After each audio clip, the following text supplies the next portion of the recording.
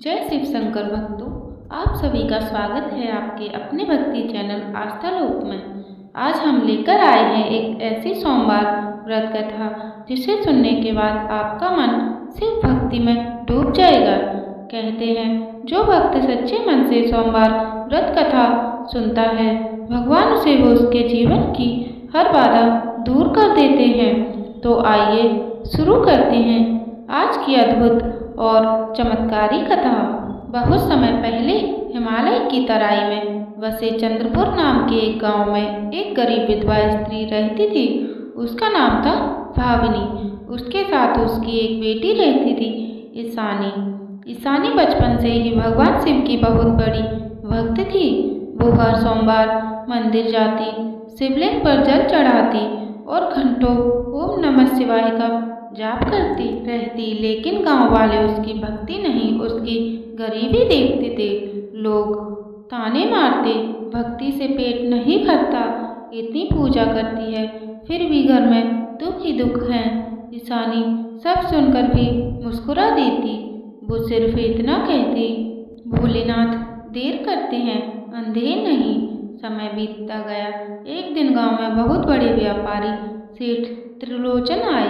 वे अपने बेटे शिवेंद्र के लिए एक संस्कारी लड़की ढूंढ रहे थे। गांव वालों ने ईशानी की सुंदरता और संस्कार की बहुत तारीफ की। जब सेठ त्रिलोचन ने ईशानी को देखा तो वे प्रभावित हो गए। उन्होंने तुरंत रिश्ता भेज दिया। लेकिन गांव की एक लालची स्त्री कालिंदी को यह रिश्ता पसंद नहीं आया। वो चाहती थी कि उसकी बेटी की शादी सेठ के घर हो जाए। उसने सेठ के कान भरने शुरू कर दिए। वो बोली, सेठ जी यह लड़की अपशकुनी है। इसके जन्म के समय ही इसके पिता की मृत्यु हो गई थी। यह सुनकर सेठ डर गए। लेकिन उसी रात उन्हें एक अद्भुत सपना आया। सपने में भगवान शिव प्रकट हुए। उनकी जटाओं से गंगा बह रही थी, आंखों में दिव्य तेज था। भगवान शिव बोले, जिसे संसार अपशकुन कह रहा है वही तुम्हारे कुल का उद्धार करेगी। सेठ अचानक जाग उठे। उनका शरीर कांप रहा था। सुबह होते ही उन्होंने रिश्ता पक्का कर दिया। पूरे गांव में शादी की तैयारी शुरू हो गई। लेकिन कालिंदी अंदर ही अंदर जल रही थी। शादी वाले दिन अचानक आसमान में काले बादल छा गए। तेज आंधी चलने लगी। बारात रास्ते में रुक गई। गांव वाले फुसफुसाने लगे, देखा लड़की अपशकुनी है। यह सुनकर ईशानी की आंखों में आंसू आ गए। वो भागकर शिव मंदिर पहुंची और रोते हुए बोली, भोलेनाथ अगर मेरी भक्ति सच्ची है तो मेरी लाज रख लीजिए। अचानक मंदिर की घंटियां अपने आप बजने लगी। तेज हवा शांत हो गई। बारिश रुक गई और बादलों के बीच से चांद निकल आया। यह देखकर सब लोग हैरान रह गए। शादी धूमधाम से संपन्न हुई। ईशानी अपने ससुराल पहुंच गई। शुरुआत में सब अच्छा था, लेकिन कुछ महीनों बाद सेठ त्रिलोचन का व्यापार घाटे में जाने लगा। घर में परेशानियां बढ़ने लगी। कालिंदी ने फिर आग लगानी शुरू कर दी। वो लोगों से कहती, जब से यह बहू आई है तभी से दुर्भाग्य शुरू हुआ है। धीरे धीरे शिवेंद्र भी बदलने लगा। एक दिन गुस्से में उसने कहा, अगर तुम्हारे भगवान शिव इतने महान हैं तो उनसे कहो हमारे दुख दूर करें। यह सुनकर ईशानी का दिल टूट गया। लेकिन उसने हार नहीं मानी। उसने निश्चय किया कि वो पूरे 16 सोमवार का व्रत करेगी।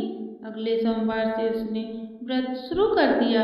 वो सुबह ब्रह्म मुहूर्त में उठती, शिवलिंग पर गंगा जल चढ़ाती, बेलपत्र अर्पित करती और पूरे दिन निराहार रहती। धीरे धीरे उसकी तपस्या बढ़ने लगी। गांव वाले उसका मजाक उड़ाते, लेकिन उसके होठों पर सिर्फ एक नाम रहता, ओम नमः शिवाय। एक रात जब वो मंदिर में दीपक जला रही थी तभी वहां एक बूढ़े साधु आए। उन्होंने कहा, बेटी बहुत भूख लगी है। ईशानी ने बिना सोचे अपना सारा प्रसाद उन्हें दे दिया। साधु मुस्कुराए। उन्होंने कहा, तुम्हारी परीक्षा पूरी हुई। इतना कहते ही वे अचानक गायब हो गए। पूरा मंदिर दिव्य प्रकाश से भर गया।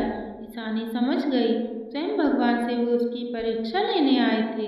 अगले ही दिन चमत्कार शुरू हो गए थे। त्रिलोचन का वर्षों पुराना रुका हुआ धन वापस मिल गया। व्यापार फिर से चल पड़ा। घर में खुशियाँ लौट आईं। लेकिन कालिंदी अब और ज़्यादा जलने लगी। उसने ईशानी को घर से निकालने की योजना बनाई। एक दिन उसने घर के गहने छिपा दिए और चोरी का आरोप ईशानी पर लगा दिया। पूरा घर हैरान रह गया। शिवेंद्र गुस्से में बोला, आज से तुम इस घर में नहीं रहोगी। ईशानी रोते हुए घर छोड़कर निकल गई। रात का अंधेरा था, जंगल सुनसान था, लेकिन उसके होठों पर सिर्फ एक ही नाम था, भोलेनाथ। चलते चलते वो एक पुराने शिव मंदिर पहुंची। वो पूरी रात भगवान शिव के सामने बैठकर रोती रही। उधर उसी रात शिवेंद्र को सपना आया। भगवान शिव क्रोधित स्वर में बोले, जिस स्त्री का तुमने अपमान किया है वही तुम्हारे घर की लक्ष्मी है। सुबह होते ही उसे वापस ले आओ। शिवेंद्र डरकर उठ बैठा। सुबह होते ही उसने पूरे गांव में ईशानी को ढूंढना शुरू कर दिया। उधर मंदिर में एक चमत्कार हुआ। जिस शिवलिंग के सामने ईशानी बैठी थी वहां से जल की धारा निकलने लगी। गांव वाले ये देखकर आश्चर्यचकित रह गए। जब शिवेंद्र मंदिर पहुंचा तो उसकी आंखों से आंसू बहने लगे। वो बोला, मुझे माफ कर दो ईशानी, मैं लोगों की बातों में आ गया था। ईशानी मुस्कुराई और बोली, जहाँ शिव की कृपा होती है वहाँ नफरत टिक नहीं सकती। दोनों वापस घर लौट आए। कुछ दिनों बाद सच सामने आ गया। गहने कालिंदी ने ही छुपाए थे। पूरा गांव उसे धिक्कारने लगा। वो शर्म से गांव छोड़कर चली गई। अब ईशानी की भक्ति की चर्चा दूर दूर तक होने लगी। लोग उससे सोमवार व्रत का महत्व पूछने आने लगे। ईशानी सभी से कहती, सोमवार का व्रत सिर्फ मनोकामना पूरी करने के लिए नहीं बल्कि को पवित्र करने के लिए करना चाहिए। समय बीतता गया। कुछ महीनों बाद ईशानी को एक पुत्र रत्न की प्राप्ति हुई। पूरा गांव खुशी से झूम उठा। बच्चे का नाम रखा गया महेश। महेश भी बचपन से भगवान शिव का भक्त निकला। एक बार गांव में भयंकर सूखा पड़ा। खेत सूख गए, तालाब खाली हो गए, लोग पानी के लिए तरसने लगे। तब गांव वालों ने ईशानी से प्रार्थना की, हमें बचा लो ईशानी। ईशानी ने सोमवार का विशेष व्रत रखा। पूरे गांव के साथ मिलकर शिव की आराधना शुरू की। रात भर मंदिर में भजन गूंजते रहे, हर हर महादेव, हर हर महादेव। सुबह होते ही आसमान में बादल छा गए और तेज बारिश शुरू हो गई। सूखे खेतों में फिर से हरियाली लौट आई। गांव वाले ईशानी को देवी समान मानने लगे, लेकिन वो हमेशा कहती, चमत्कार मैंने नहीं, मेरे भोलेनाथ ने किया है। धीरे धीरे चंद्रपुर गांव एक प्रसिद्ध तीर्थ बन गया। दूर दूर से लोग सोमवार व्रत करने वहां आने लगे। वर्षों बाद जब ईशानी व्रत हुई तब भी उसकी भक्ति कम नहीं हुई। एक अंतिम सोमवार को उसने पूरे गांव के सामने शिव पूजा की। मंदिर फूलों से सजाया गया, दीपक जलाए गए, भजन गाए गए।